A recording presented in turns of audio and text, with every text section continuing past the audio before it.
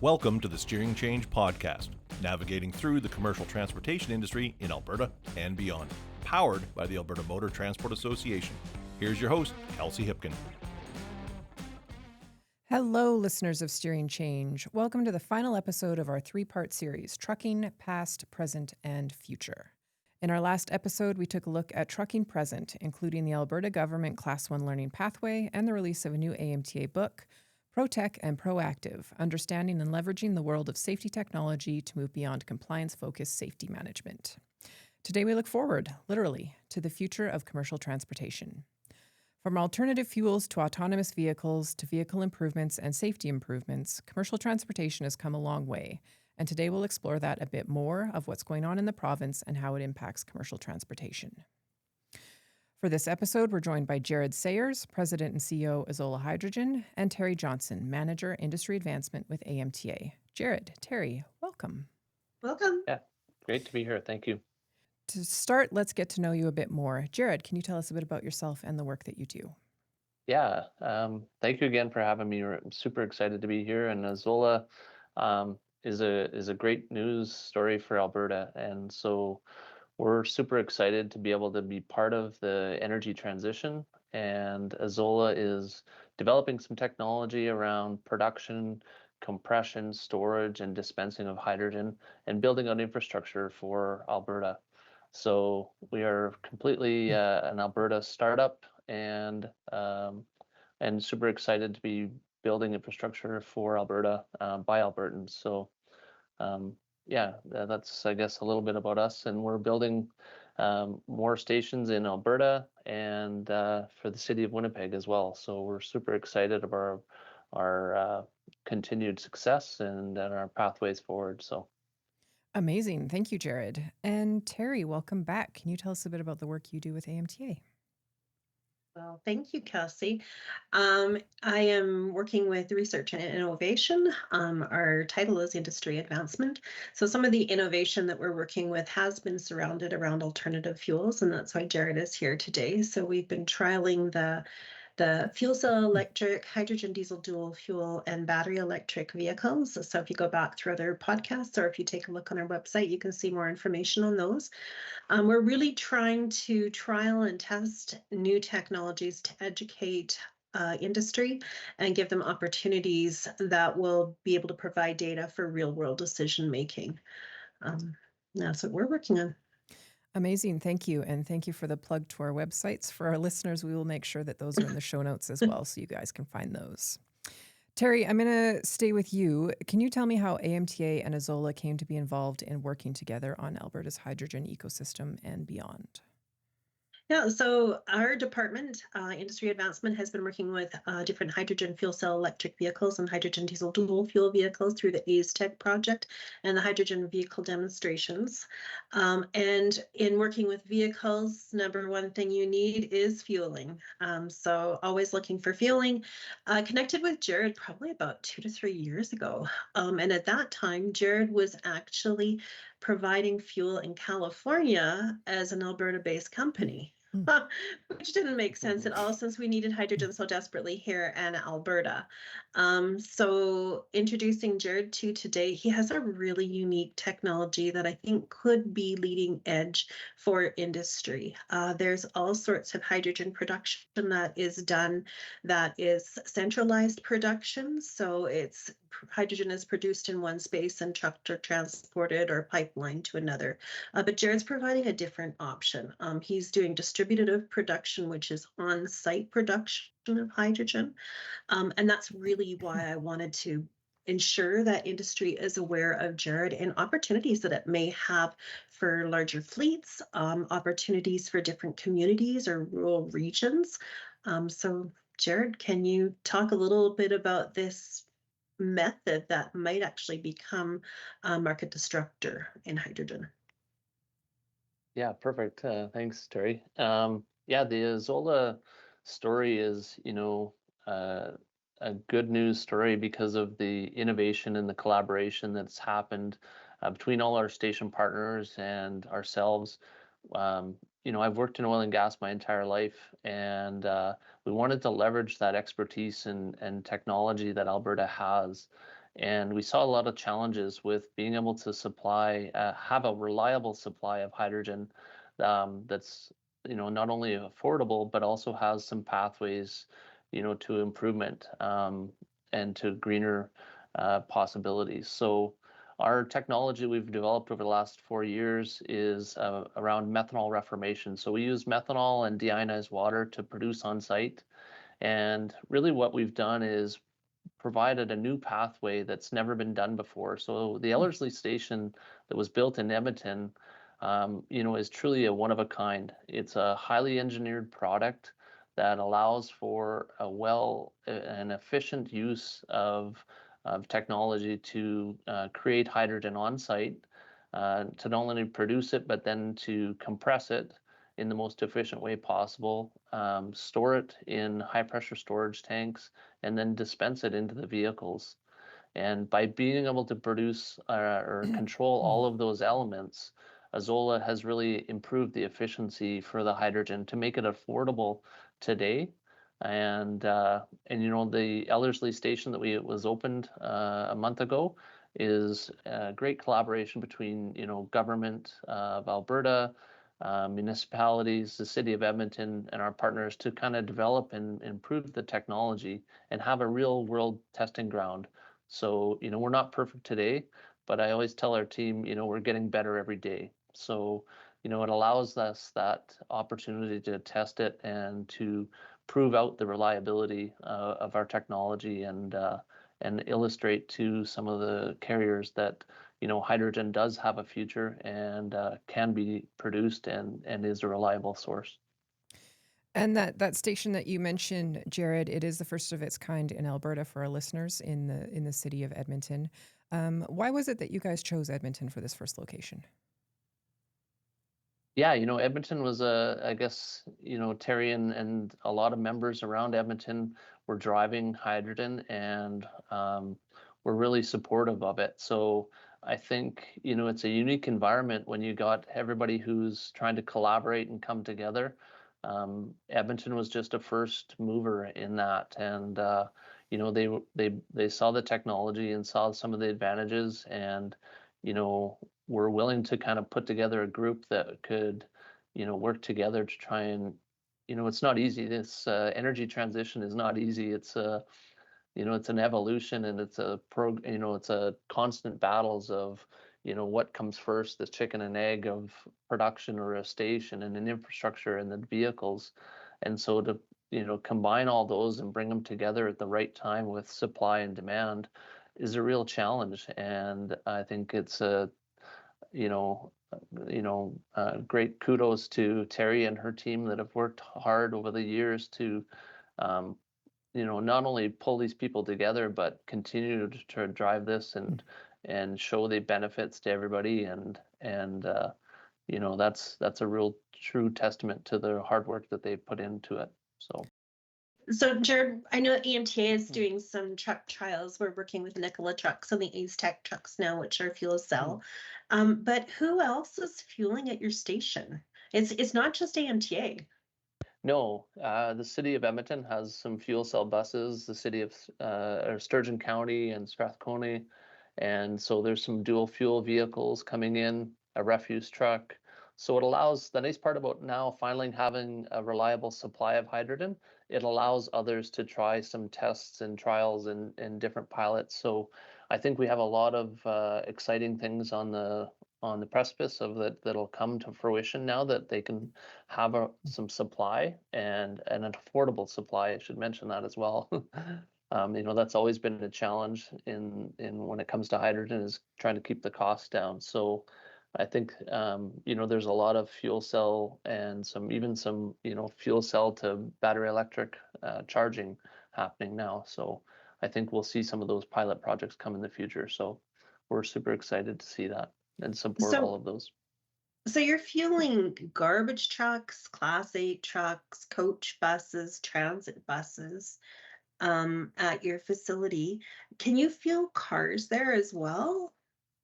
Yeah, we're currently fueling the Toyota Mirais.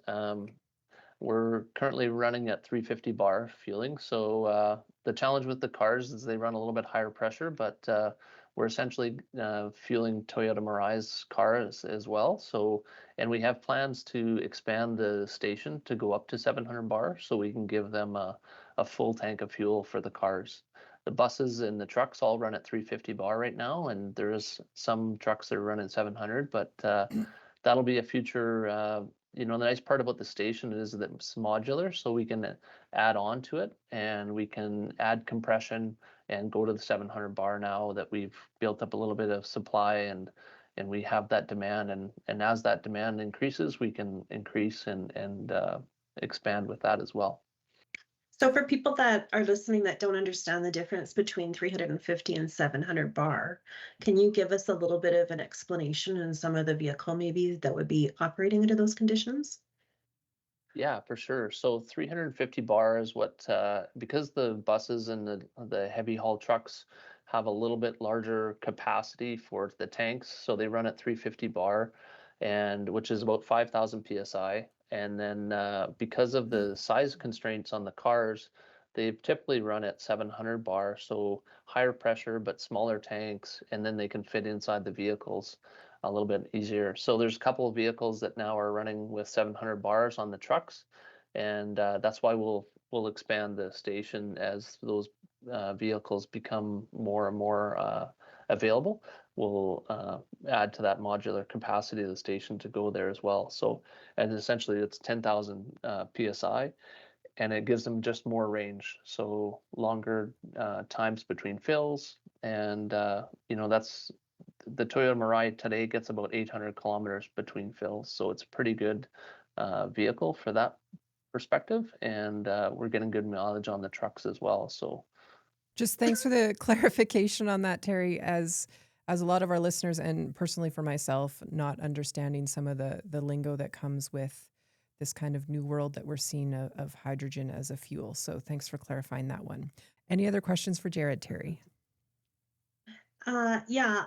So, Judd, are you able to tell us a little bit about the way you're producing hydrogen?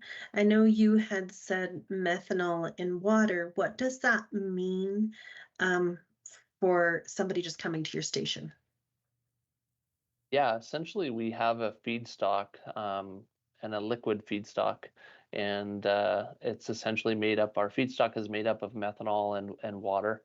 And what that allows us to do is always have a larger supply of feedstock available on site. So we can, by producing on site, it's the most efficient way to produce hydrogen, and you don't have to move the molecule around. So we use the liquid carriers of methanol and water to move the hydrogen around and then bring it to us at the station.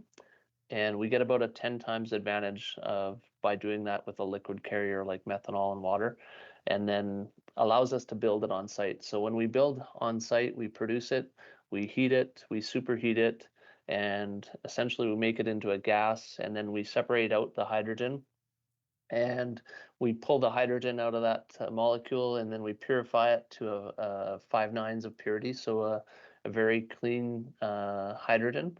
And then we do a heat recovery system on the waste gas. So it's a fairly efficient system to produce hydrogen because we're trying to capture and utilize electric heat and capture the heat that's required to heat up the liquid, and then we purify the hydrogen.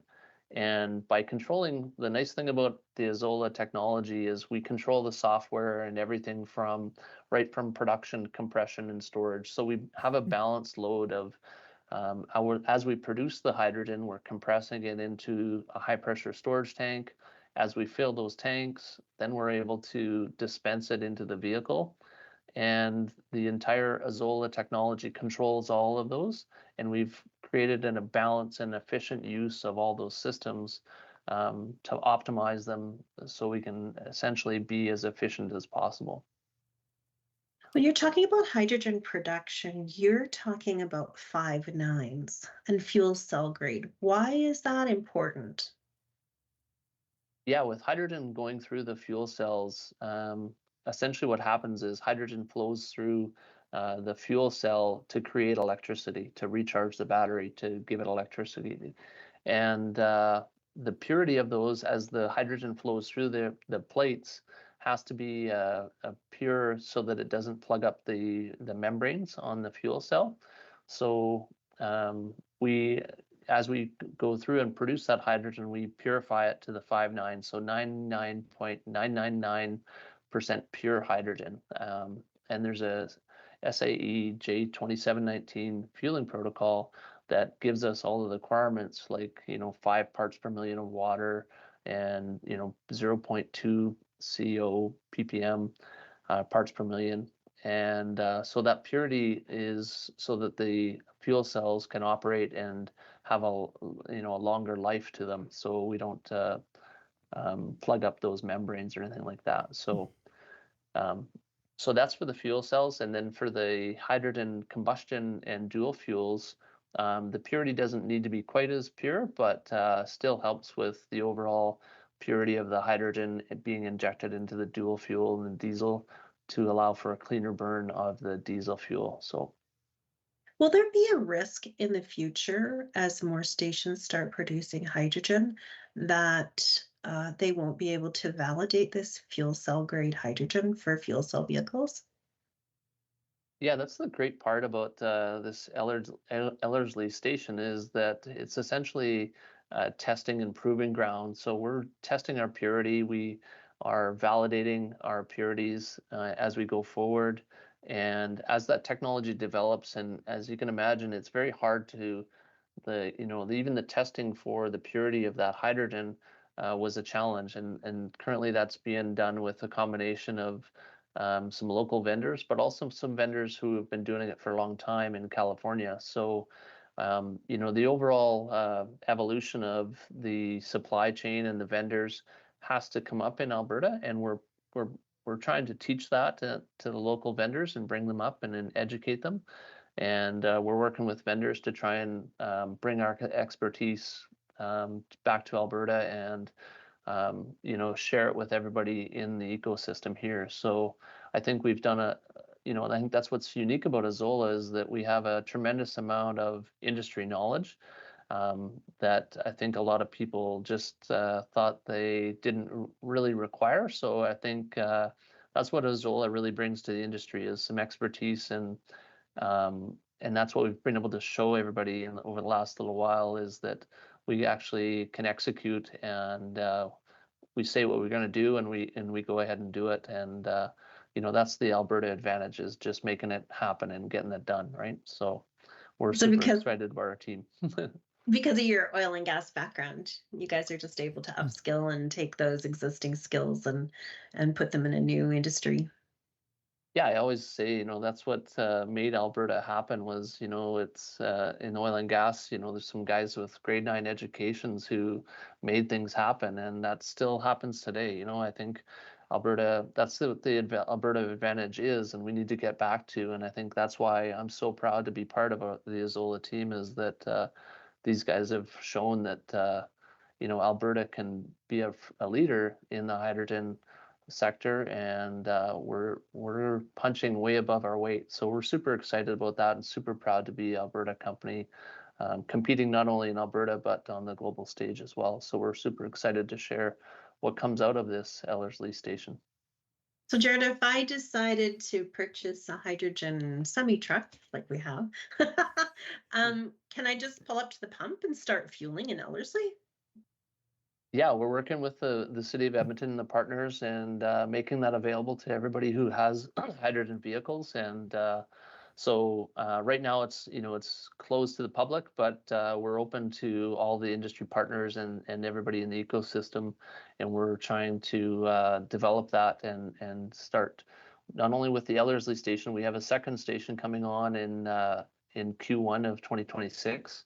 So we'll have 2 sites to be able to fuel up your vehicles and supply at different locations. And then, for Azolla too, we're excited about the city of Winnipeg. We have later this year, we'll be commissioning a station for them as well for fuel cell buses. So, Jared, when someone rolls up to the hydrogen station, what does that look like? Is it like pulling into a regular gas station? What is the process? Yeah, we've made it really simple and to help with that ease of transition and to educate the drivers. The drivers just come into our control room and they can watch the fueling happen, and we have an operator on site who will connect to the vehicle and fuel up the vehicle for them. So yeah, we've put an on-site operator to control all of the fueling for the vehicles, just to help educate the drivers and get them more comfortable. And as they get more comfortable, then eventually they'll be, doing the fueling themselves. But to make it as easy as possible for the drivers today, they can just kind of get comfortable and sit back and watch. And it takes about 10 to 15 minutes to fuel up a vehicle, and away they go, and they're back on the road again. So we've tried to make that easy as possible for them. Amazing. Awesome. Thank you, Jared. And the projects that you're touching on, what do projects like this mean for the future of transportation in Alberta? Yeah, great question, Kelsey. I think it allows for some real world impact. You can we can prove that we have a scalable solution. It's economic growth. It's showing leadership in the energy transition.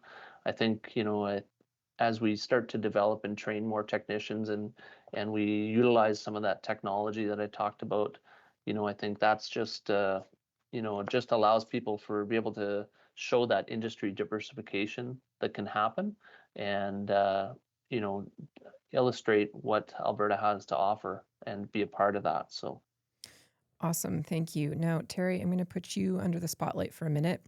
Can you tell me about some of the other projects regarding the future of industry that AMTA is involved with right now? Yeah, so as far as hydrogen goes, we've got the Tech vehicles, the Nikola vehicles that are running under a zero emission truck test bed project with Transport Canada. So we're trialing those vehicles here in Alberta. That is being supported by redundant hydrogen supply. So Jared is one of the vendors that's supporting our hydrogen. We also work with Suncor, and we work with Air Products. And there was, for a small period of time, the 700 bar fueler with blackjacks. And that's something that's very important because 700 bar fueling it will be required for industry. I know, Jared, you're working on that solution, so we can't wait till you have 700 bar fueling around. We're also working with some autonomous projects, so that'll be a future time that we'll be talking with you about that. And future podcast, yes. Yeah. And Terri, we have an event coming up in September regarding CNG. Can you tell us what that is and what the event is? Yeah, we do. So September 17th, we'll be working with Cummins, and they'll be bringing their CNG trucks.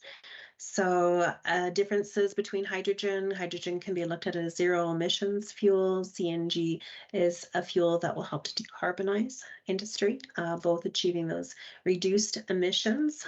So if you're interested in taking a look and listening more about the CNG vehicles, we look forward to seeing you September 17th. And Terri or Jared, that's compressed natural gas, right? Yes. Did I nail it? All right. And Terri, in these projects, what kind of trends are you seeing just like pulling transportation into the future? Are you seeing trends? What's going on? Yeah, emissions reductions is a huge trend that's going on. I know with our geopolitical climate and our friends south of the border, there's been a little bit of a reduction there in their focus on emissions reductions, but Alberta and Canada as a whole has not reduced their focus on emissions reductions. So looking at different fuels to be able to reduce, I know hydrogen will provide that zero emissions opportunity. Also looking at different ways that we can take a look at vehicle technology to reduce fuel consumption, which is another way to reduce emissions. So whether it's installing mud flaps on your vehicles to reduce those emissions, there are some really good options out there. So if individuals are looking for more options, give us a call. We've got a great team here that can help you and even connect you with some funding to implement those emission reduction technologies. So outside of that, autonomous is a new focus that we're working on, or it's a renewed focus, I guess. We did do a project back in 2019. So, yeah. And I'm going to vouch for Terri and the team. Their knowledge is expansive. They know more than I could ever hope to gather myself. So we will have that information if folks have any questions in our show notes to reach out to Terri's team. I'm going to come back to ask you both the same question. I'm going to start with you, Jared. How will advancements in automation and sustainable energy reshape the commercial transportation industry over the next decade? Oh, yeah, It's a great deep question. one. I think it'll just show that the shift from traditional energy to clean tech, won't abandon its roots. It'll just be proof that sustainability and economic resilience can go hand in hand. I think as we get that automation and efficiency improvements, then I think there'll be less and less pressure on some of those things to be cost driven, and then we can show some efficiencies in the overall life cycle and things like that. So I think it's a symbol of the transition that'll happen, and we're excited about it. I think there's a ton to be learned and developed, and we're at the right place in Alberta to do it. Amazing. Thank you. Now, Terri, your turn. How will advancements in automation and sustainable energy reshape the commercial transportation industry over the next decade? I think we're always looking at new opportunities, everything that's new. So I would assume that there will be new markets.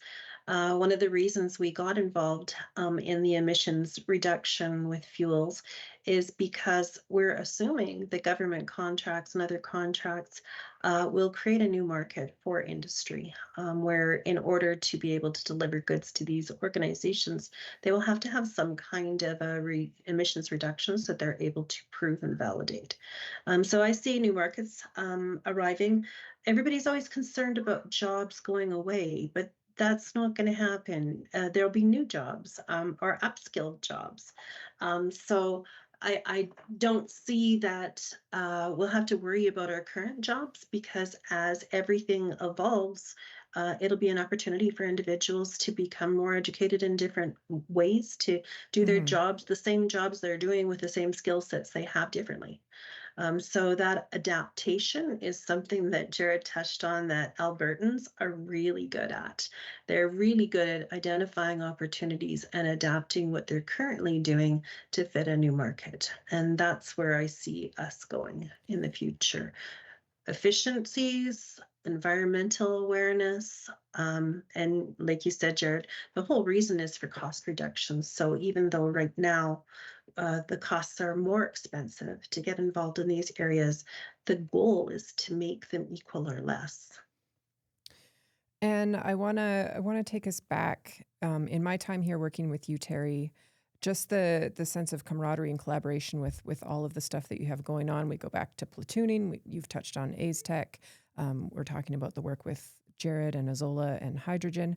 Can you just kind of speak to the camaraderie of this kind of niche of industry? Yeah, AMTA is in a really good position because we represent actually the commercial carrier and the driver.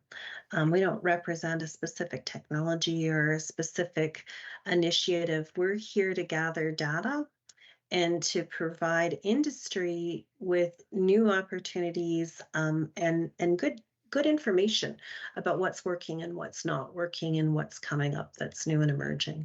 So I guess that's why I thought it was really important to bring Jared here, because I think with his form of hydrogen production, a carrier can actually have fuel being produced in their operations, on their yards. And this is something new to industry again. There may be real value in that. We just have to look at new ways of doing the same things we're doing. Amazing. Thank you.